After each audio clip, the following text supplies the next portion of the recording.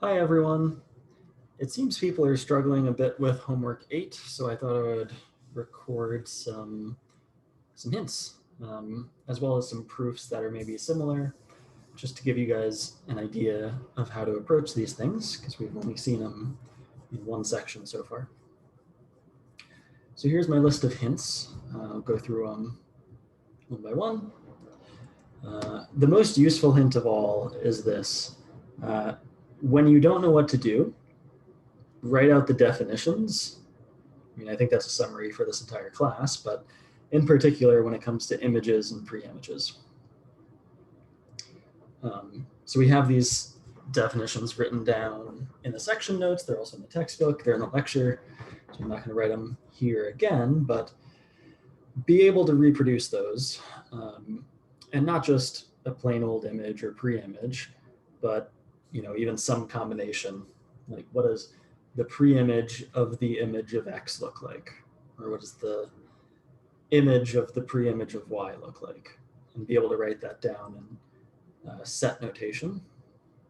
It'll make your life a whole lot easier. That's how the vast majority of the proofs on the homework are going to go. Also, try to make your life easier and leverage previously used theorems wherever you can. There are actually quite a few places on the homework where if you reference something I did in section or something the professor covered in lecture, you're going to save yourself a lot of work.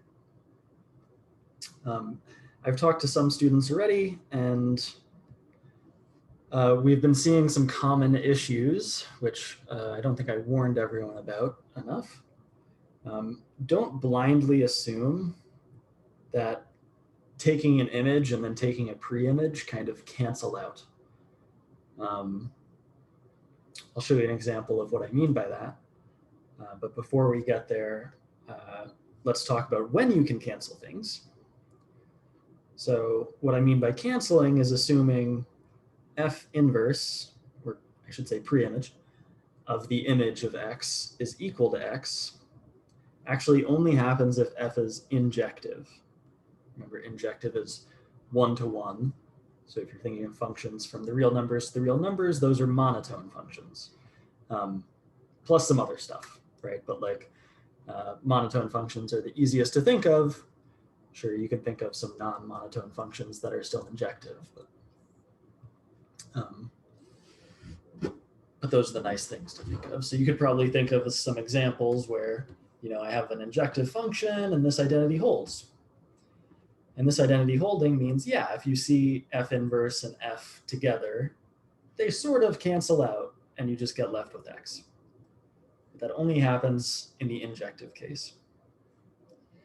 Similarly, if I were to swap these two, do the image first. So image of pre-image of Y, where Y is some subset of my codomain. The only time I'm allowed to cancel these is if the function is surjective, meaning onto, in the sense that every value in the codomain gets attained at some point. But if you don't have surjectivity, this isn't guaranteed to happen. You're not guaranteed cancellation. And of course, if your function happens to be bijective, meaning both of these are satisfied, then both kind of cancellations work. But crucially, in this homework set, we never say anything about injectivity or surjectivity. Not in those words, at least. I don't think it's assumed anywhere either in symbols. So, I mean, these are handy to know, but you're not going to be able to do any cancellation in this homework. You're really going to have to go back up to this first bullet point, write out what the image of something is in set builder notation, write out what the pre-image is in set builder notation, and go from there. Okay, so that's my big warning to everyone. And let's see some examples where this could go wrong. Okay, the first place it could go wrong is on the very first problem. The very first problem asks you to prove that X is a subset of the pre-image of the image of X. Okay, pre-image of image should be reminiscent of this. So in fact, it's only true that you get subset in this direction in general. Sure, if you're injective, it's subset in both directions and you get equality, but in general, you're only guaranteed that X is a subset of the pre-image of the image of X. And in proving that, what you might be tempted to do is something along these lines. Well, I want to show X is a subset of something, so let's start with an arbitrary element of X, call it little x. And then why don't I just apply F to both sides? Okay, I mean, that's certainly a fine thing to do. If X is in the set X, then F of X is in the image of X. It's true. And then, okay, let's keep going. Maybe I apply F inverse to both sides of this equation. Of course, it's not really an equation, but maybe we'll try it.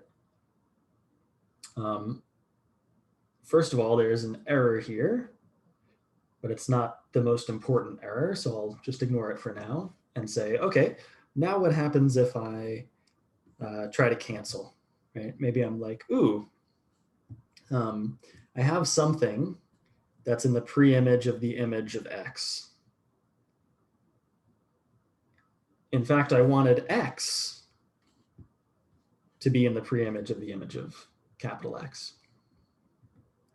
So what if I just did the obvious thing and canceled these and said, okay, pre-image of image is sort of like F inverse composed with F.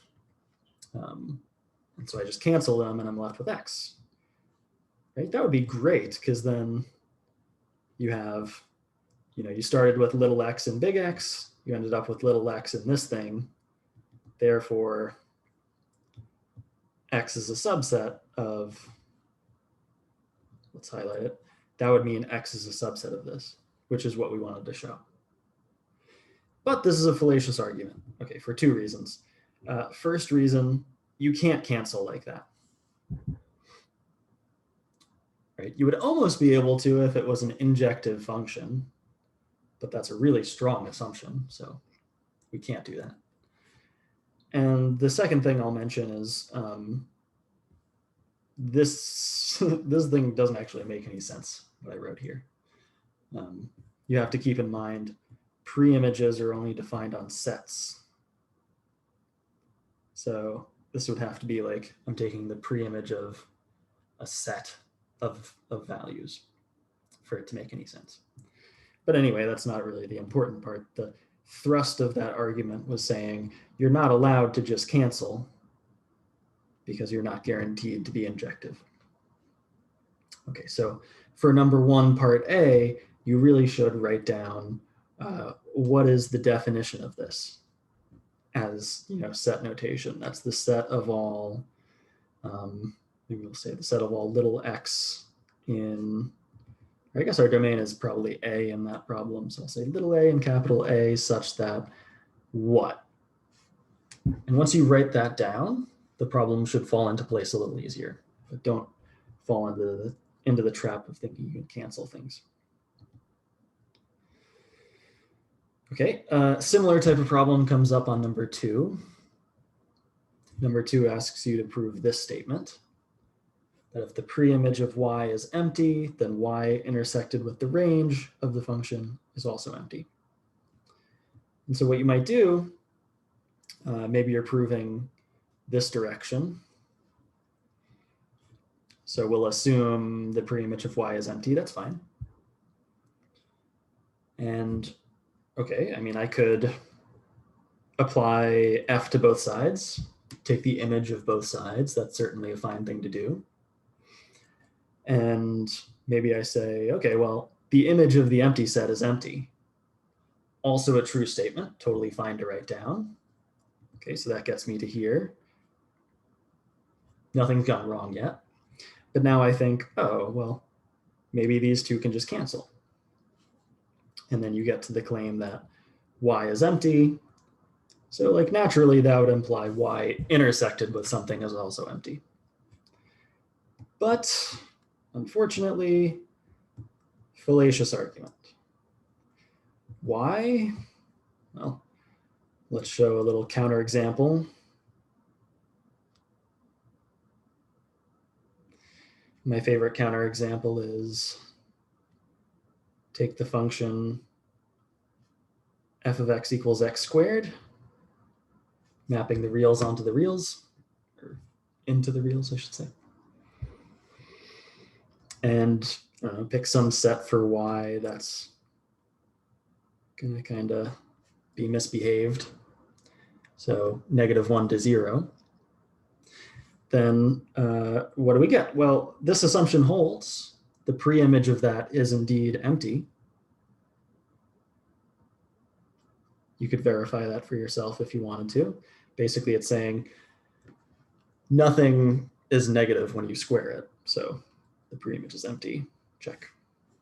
But is y empty? Certainly not. Right, so that should throw alarm bells and be like, oh yeah, one of these steps was wrong. In particular, I can't just cancel images and pre-images. Okay. What I will say is useful for number 2 is proof by contradiction, right? That was the next bullet point. Don't be afraid of proofs by contradiction. If you want to prove that something is the empty set, start by saying, for the sake of contradiction, suppose it's not the empty set. And if it's not the empty set, well, then there exists some element in it. And kind of proceed from there to try to reach something absurd. And if you successfully reach a contradiction, that means my assumption, my supposition that the set was not empty is false, therefore the set is empty. That's the best way to approach showing something is empty, is assume it's not, and you'll reach a really strange conclusion. Okay, so don't be afraid of proofs by contradiction.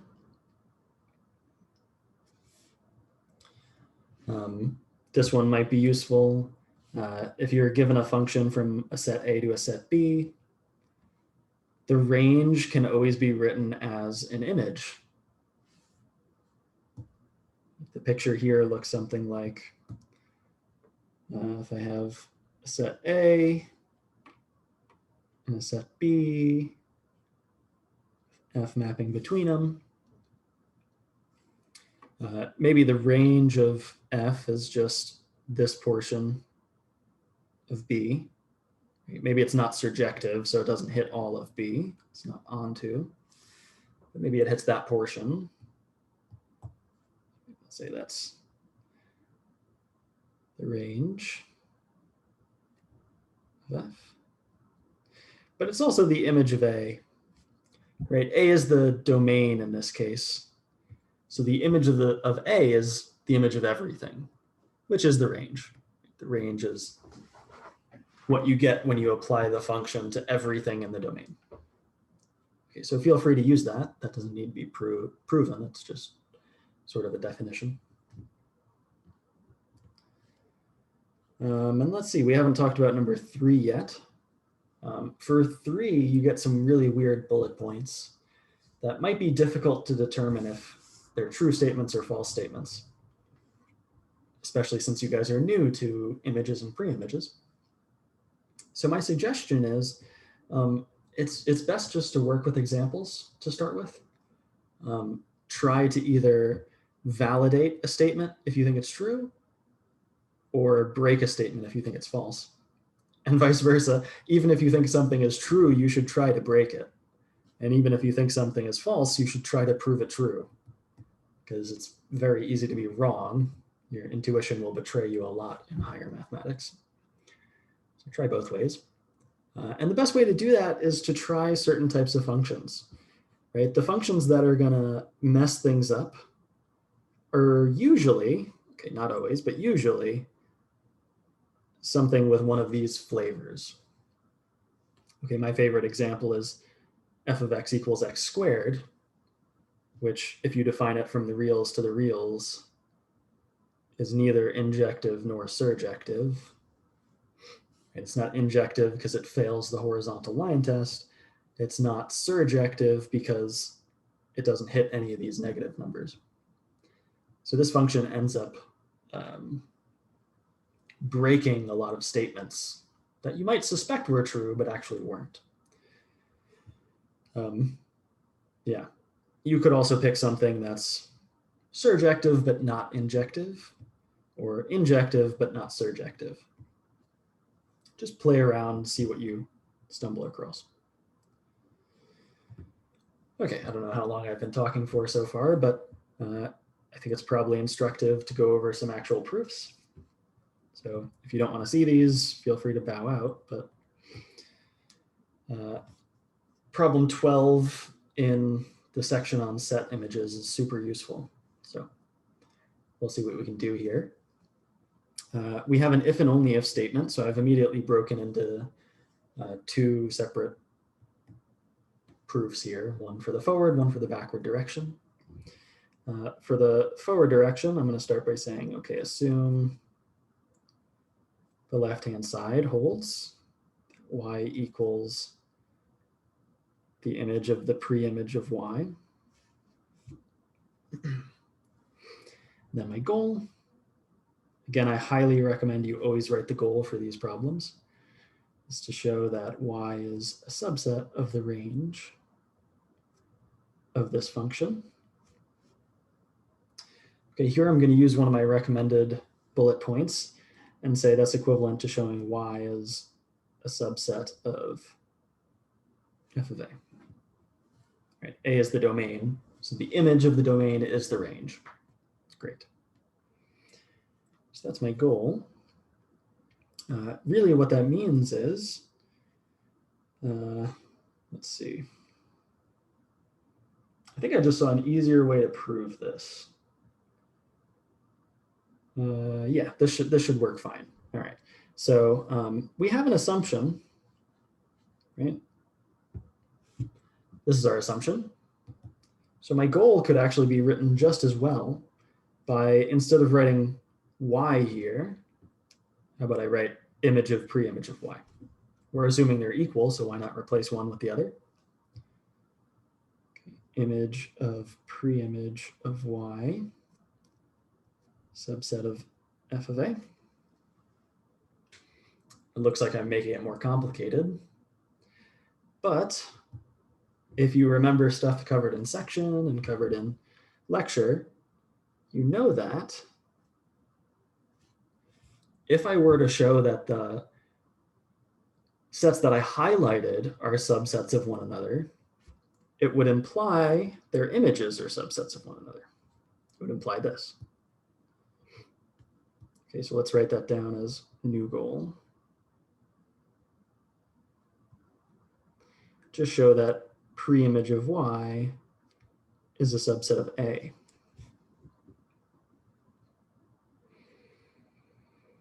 Okay, if you don't see why that's useful, let me just write out the rest of the proof and we'll see for ourselves. Okay, this is where the most important bullet point comes into play. Let's write out what the pre-image looks like. Okay, so I have my goals written out. Let's actually prove some stuff now. Pre-image, yeah. Cool, so we'll write out what the pre-image looks like. Pre-image of y looks like, well, straight from the definition. It's the set of all, let's think about the domain of our function. Function goes from A to B. So maybe I'll use the set of all little a in our domain, capital A, such that f of a is in the set y. Okay, that's our definition. Maybe a little different from the way I wrote it previously, just because the letters change sometimes, but other than that, it's the same. Okay, and my goal is to show that's a subset of A. But that's just automatically a subset of A. Why? Well, because the only things I'm taking are things in A. right? The way to read this set construction here is it's the set of all elements of A with a certain property. That property doesn't matter, right? They're all still going to be elements of A. And so this whole thing is a subset of A. So writing that out is literally all you need. Okay, so we have that. And then I can say, I think it was like problem 8A. So I'll just say by problem 8A, then I can apply the image to both sides. I have this sort of subset, so why not apply image to both sides?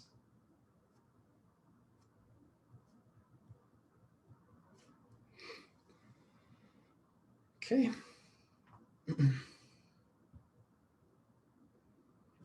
And then let me shrink this down. I just need like one more line. Oops. And then we use our assumption.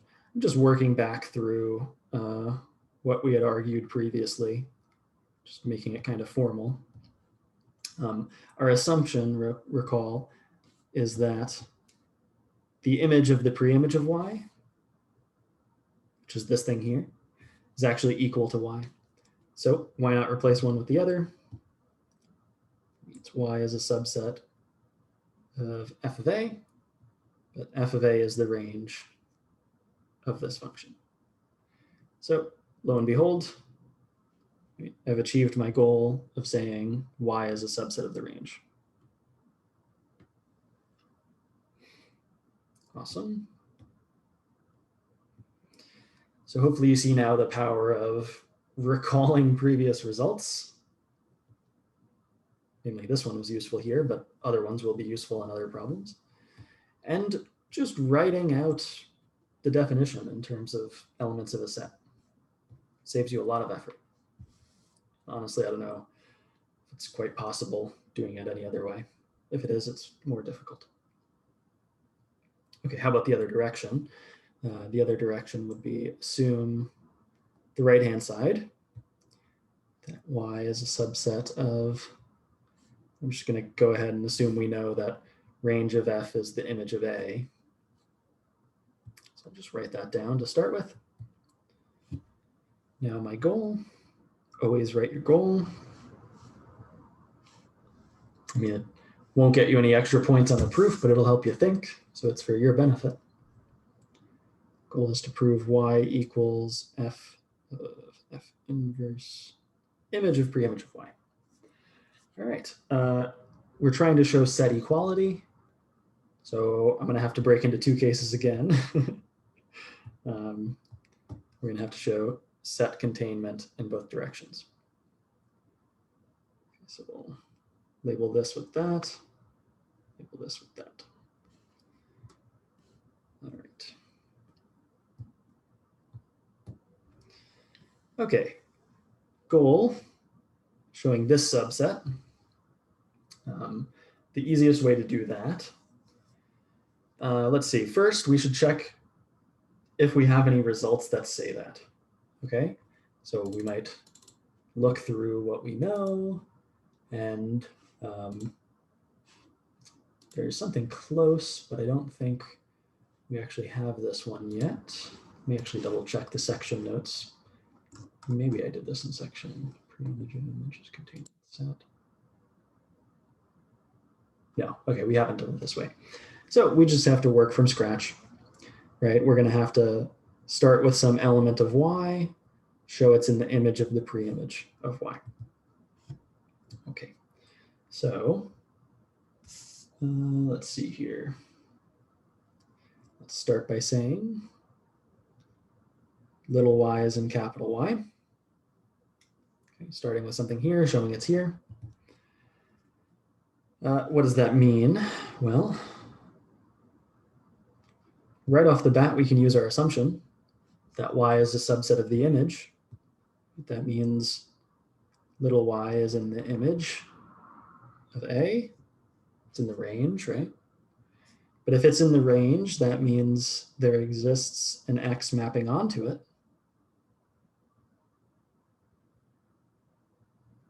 So say there exists a little x in capital A such that f of x equals y. Okay. So if I'm now able to show, okay, I want to show y is in this set, but now I know y equals f of x.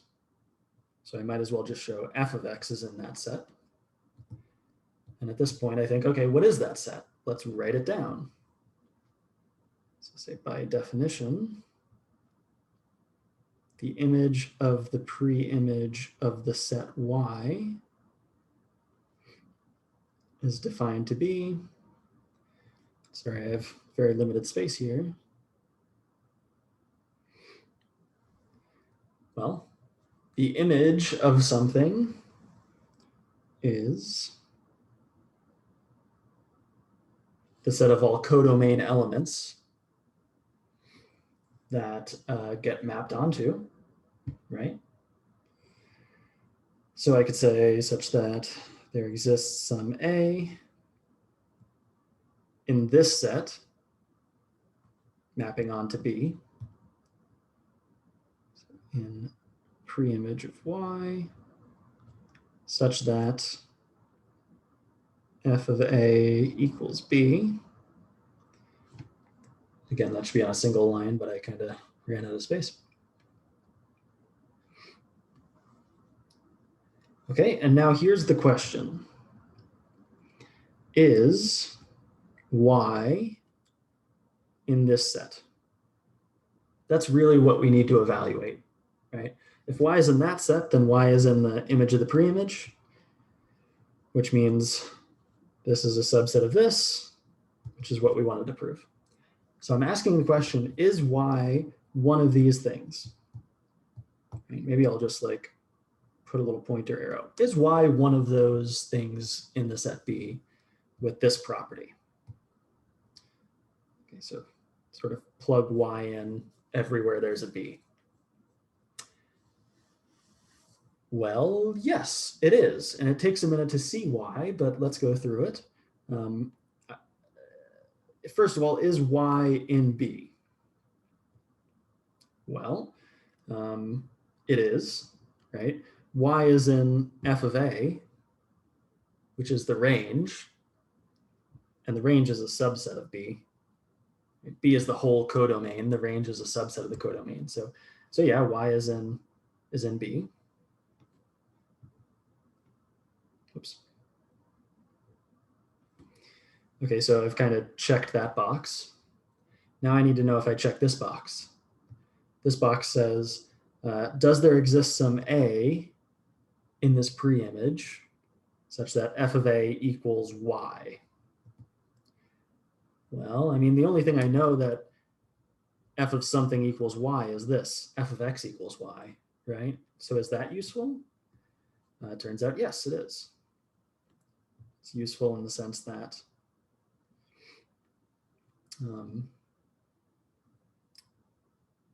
you kind of have to think 2 levels deep here. This is kind of an onion you have to peel layer by layer. You can say now that x is one of these a's. So I'm thinking,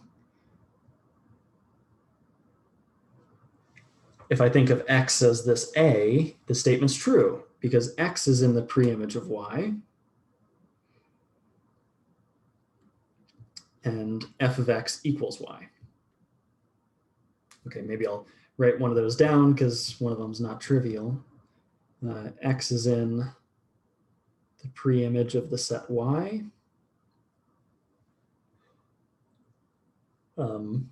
Because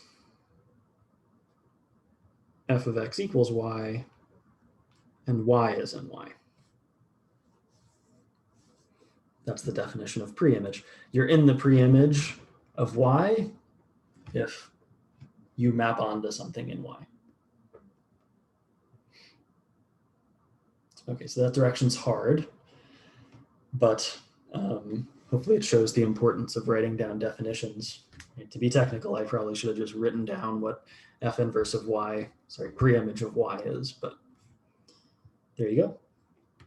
And maybe you're thinking, oh God, the other directions can be just as hard. Not so. Usually one direction's easier than the other. And in this case, we want to show that the image of the pre-image of y is contained in y. These are both capital Y's. Apologies. But this one, I believe you can just reference that's true by problem 12a, which we did in section. We already showed that the image of the pre-image of a set is contained in that set. So that one's free. Cool. So that's our proof. We did both directions of the implication. One of the directions had to break into two separate pieces to show set equality, but we did it. Okay. Last one I'll show, just because, again, it is a useful skill to be able to do these things. And this is a good problem for learning these skills. Again, we have an if and only if, so I break into two separate proofs. And for the first proof, I'm assuming the left-hand side, x equals the pre-image of the image of x. By the way, what does that mean if x equals the pre-image of the image? Well, we know if f is injective, that's true. I guess we don't know the other direction. We don't know if that implies it's injective, but that's fine. Hopefully it rings some bells at least. So my goal is to prove this.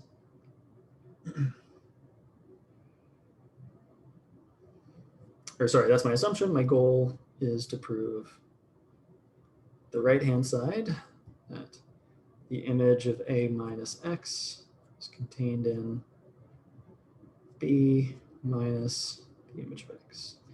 Keep in mind our function is going from a to b. X is a subset of a. Okay. Cool. Maybe I'll just sketch a proof for this one. What you'd want to say as well, start by saying let y be in the image of a minus x. So y is in here. Let's show it's also in here. That'll be good enough. So what does this mean? Well, let's write out what the image looks like. Well, yeah, we'll say this. The image is the set of all things that get mapped onto by something in the domain, something in this set, I should say. So if y is in the image, then there exists an x in that set, a minus x, such that f of x equals y.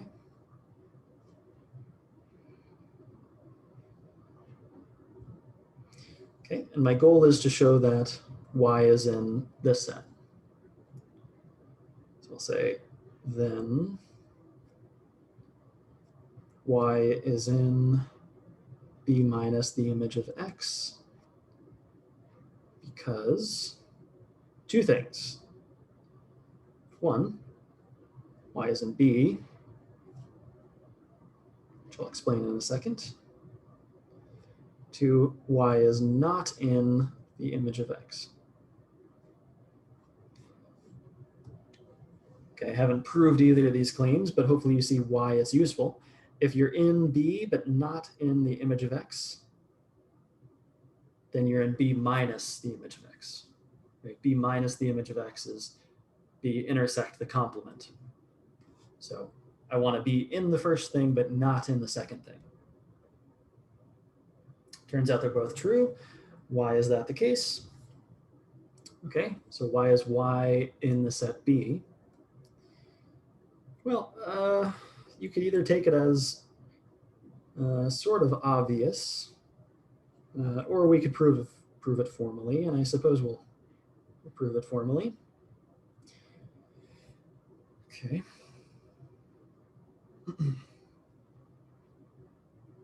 So I'll say y is in the set B because where to start? I know that y is in this set. So if I could show that set was a subset of B, I would be good. Y is in there, and that's a subset of B, means y is in B. How would I show that's a subset of B? Well, maybe I can show it's a subset of something else, right?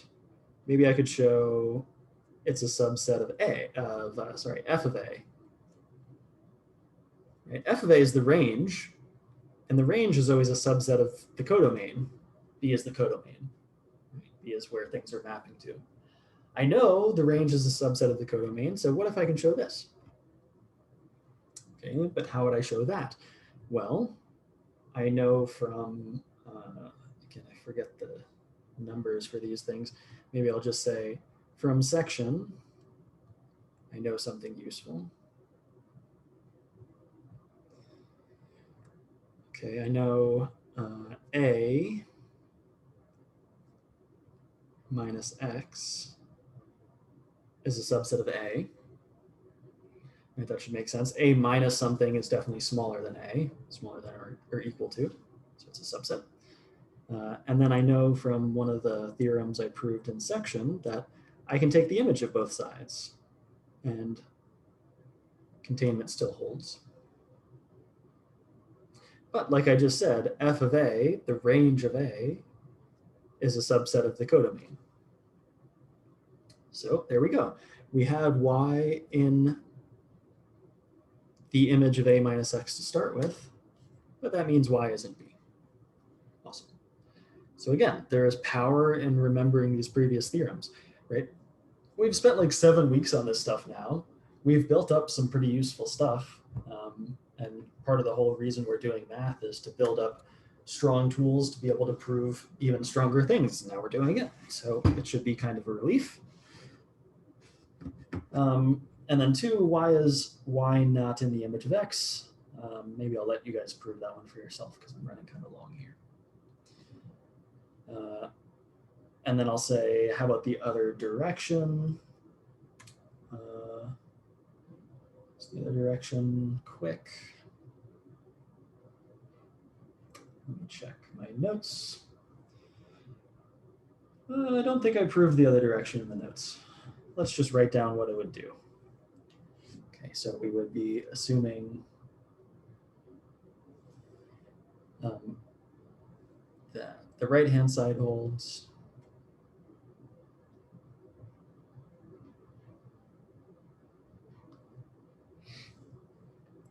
Goal would be to prove the left-hand side. And by the way, if you wanted to prove this, you would have to use this assumption here. Right? We hadn't actually used it to that point. So that should tell you it's going to show up in this part of the proof. It has to show up somewhere, right? Okay, so goal is going to be showing X equals pre-image of image of X.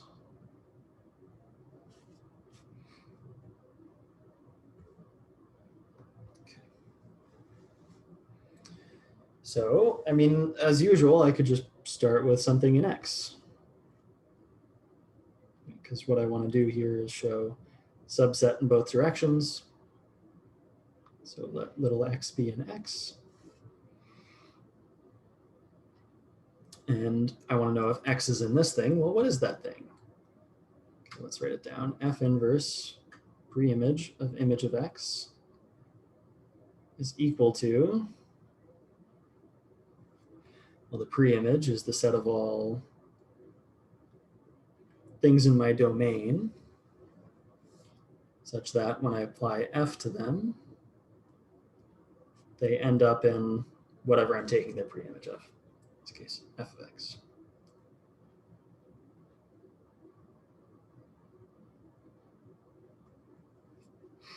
Okay, and then the question is X in that thing? Okay, to be in that set, you would have to being A, first of all, but that's guaranteed, right? X is a subset of A, so that's awesome. We get for free. Second part, maybe not so easy, or maybe it is. Is it true that f of x is in f of capital X? Well, yeah. That just comes from here. If little x is in X, then the image of that point is in the image of that set. So, yes. Is X in this set? Yes. We sort of proved it verbally. So, cool. And then we'd have to go the other way around, right? You would have to be like, okay, let X be an element of the preimage of the image of the set X. Then, okay, think back to what that set is. Okay, so that tells us X is in A, and if I apply F to little x, I end up in capital X.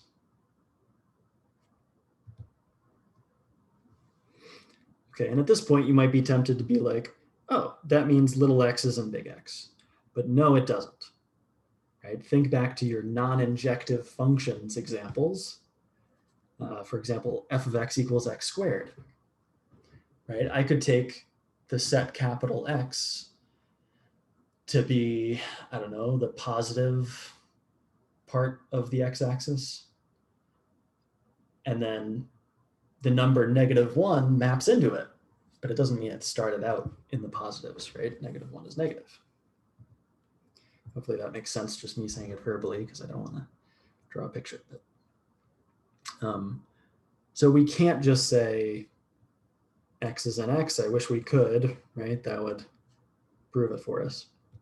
But we can probably use our assumption here. Okay, so again, don't be afraid of proof by contradiction. For the sake of contradiction, suppose X is not in X. We're trying to prove it is in X. So what happens if it's not? If we reach some absurdity, then we've done good. Okay, well, then I know X is in A, but it's not in X. So X is in A minus X.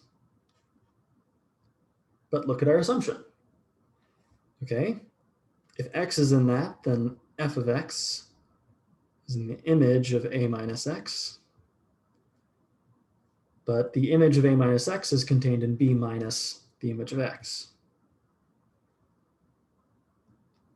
So f of little x is contained in, what was it? B minus the image of X. And then we stare at it for a while and see, does this imply some kind of contradiction? Let's see.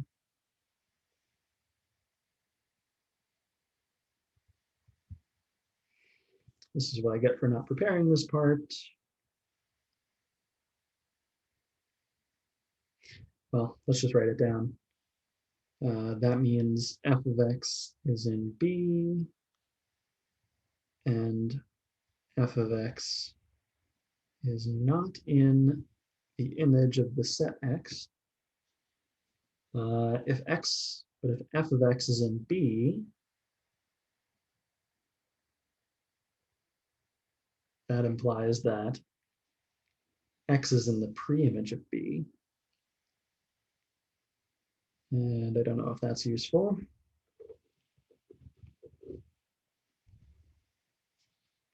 What do we find here?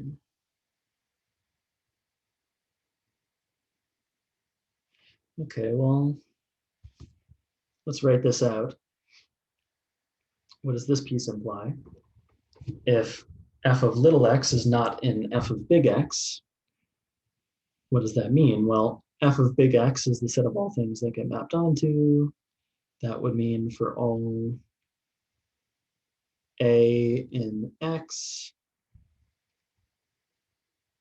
f of A is not equal to X. And I guess what I want to show is that X is actually in X. So what does this imply?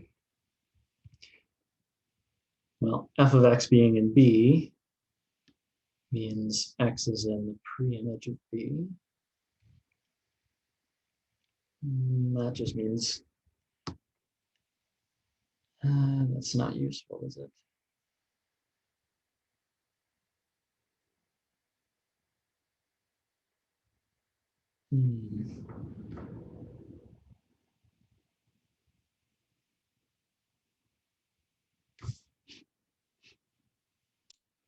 Okay, apologies. I should have seen that sooner.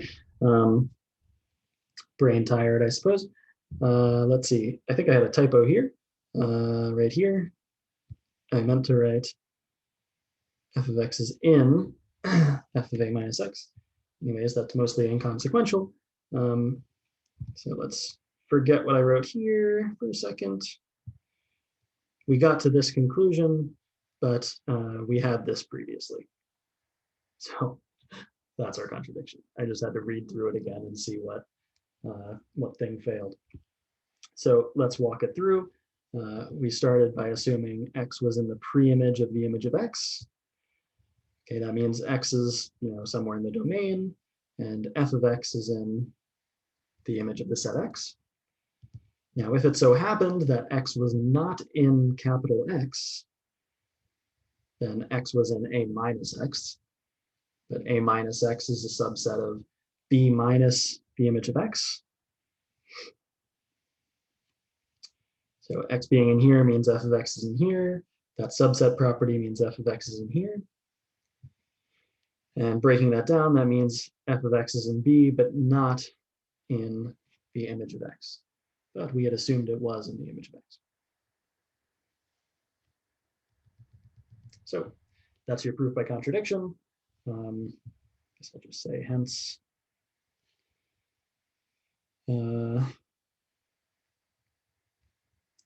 X is in the set capital X. So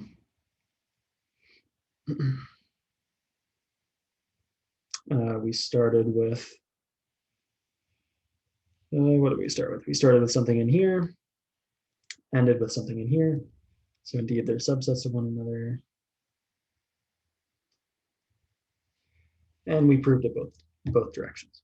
So you get equality there, and that's proven. So just to review,